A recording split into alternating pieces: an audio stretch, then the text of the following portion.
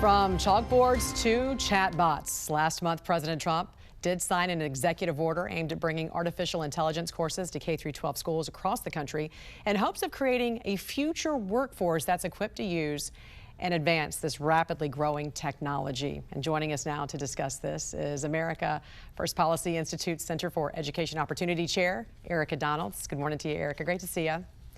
Good morning. Always good to be here. You say when used wisely, this has really been a revolutionary tool for education. So what's been the response from education leaders and parents about this?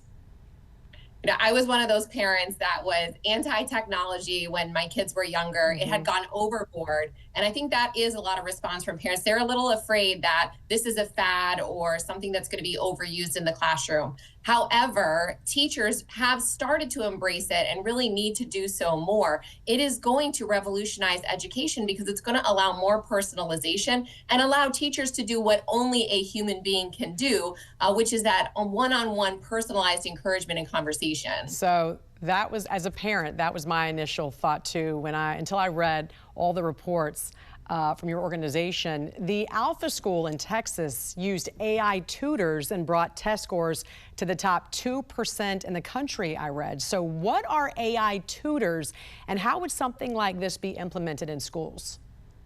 Well, we've learned that every student learns differently, and an AI tutor that is personalized to that student can actually speak to how that student learns and understands information and pull from the historical information they have on how that student has mastered previously. So when a student struggles with a certain concept, that AI tutor says, I know exactly how to speak to this student. I know exactly how they're going to understand and master this new concept. And it continues to personalize itself to that student, moving that student forward in a more rapid and efficient manner. That is just fascinating. Some educators have said there's that fear of using larger language AI programs like ChatGPT because, you know, those programs pull from the entire internet and can often produce incorrect information. So how would this be different? Right. We've all seen where you put in ChatGPT and you come out with a totally incorrect answer. But in education, we use small language models, and that's really going to be the textbook of the future, a data set that is trusted information so that when a student is seeking information through an AI platform that is education related, we trust the information that's being used to give that students the answer that we want them to have from some of the best minds, perhaps in physics or looking at the Federalist Papers, information that we know is a subset of all that is out there on the internet and can be used effectively for educational purposes. Also, there's this bipartisan concern really about American students falling behind other nations, particularly China, as technology becomes more advanced and really integrated into our workforce.